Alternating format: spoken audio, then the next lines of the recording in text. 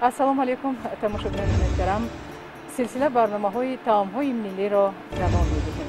барномаи навбатии мо аз Файзобод. мардуми Файзобод бо фарҳанги оиладориву рӯзгордории худ ном баровардааст ва имрӯз ҳам бинандагони гиромӣ дар барнома як намуд таоми миллии тоҷикӣ ки қариб ки аз байн рафта истодааст. Ин таомро барои шумо Кадбону Мавлидҷон тайёр мекунем. марҳамат, ин чӣ таом аст? ин ака ба авқати милли тоҷики худмон ҳолумон меган. ака ҳолумон ҳолумон меган.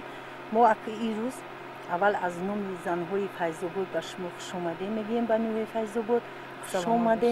маълума анака мо тарзи ҳамаи авқат мехоҳем ки ба шумо пешкаш кунем. хеле хуб. таоме ки имрӯз шумо тайёр мекунед таоми қадимӣ аст? қадимӣ.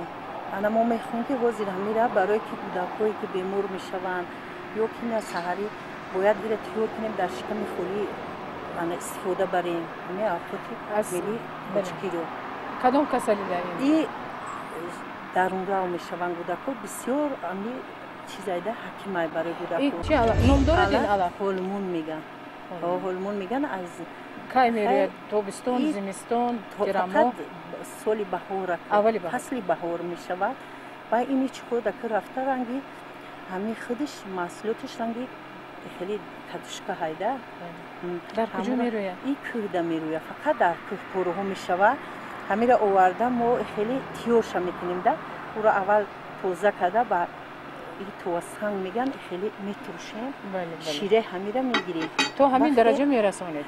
ранги талқон мекунед? ира шираша мегирем. 10 рӯз шириниш мекунем. обша алиш мекунем.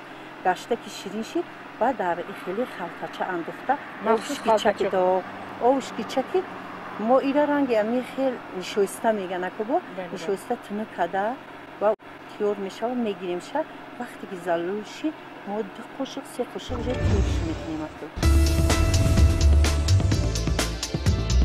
аввал 3 қошиқ гирифта дар об медозем. дар об медозем вақте барое ки ин камтар тархмаза айда кофта таҳшин мекунем. вақте ки ин таҳшин шид обаш рӯз мехезад. ҳолмонаш таҳшин шава обша мерезем. танҳо ҳамин олмонша истифода мебарем? ҳолмонша истифода мебарем. дар оташ монда зарфа аввал шира рехта баъди шир ба ҳолмона мерезем. шир бояд гарм шавад? не ам тахне. марҳамат.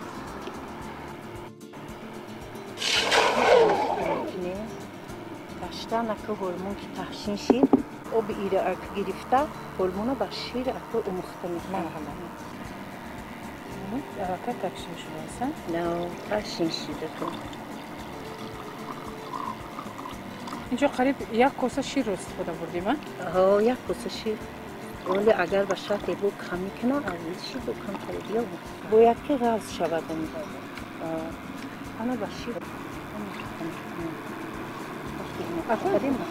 میکوبیم شو کی نگیرد تگشه؟ تگشه تو جوشیده نشه؟ تو جوشیده نه. وقتی جوشیده تیور میشود. تو جوشیده نشه ما باید آمیخته کنیم. انا حاضر کمتر نمک انداختم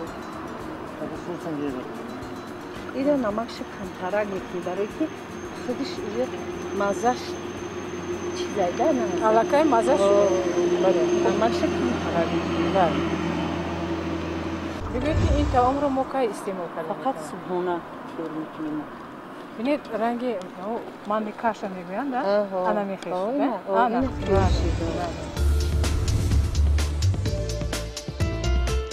این طعام تیار شد. این یکی از طعام‌های قدیمی که صبحانه استعمال می‌کردند. بله. و این خیلی که شما گفتید علاوه خصوص برای اونهایی که درد اشکام در اون روی دارند، پایده کلان دارد و بیشتر به کودکان تیار کرده می‌شود. من می‌خواستم که یک بار همین طعم این رو ببینم. چون که یک خودی نمودش با ماندی کاشا میگویند، با اون مانندی دارد. می‌توانیم که ظرف ریخته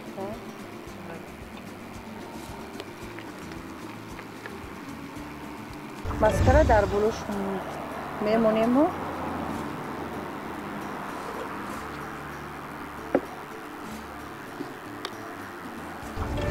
هولمون یوشی مسکره در بلوش میکنیم همش رو میمونه تا همه شمونی بو ناز میشود ایره باید که باید مسکره بخورید تا همه شمونی مسکره میشود میشه من تماش رو بینم البته میشود معلومه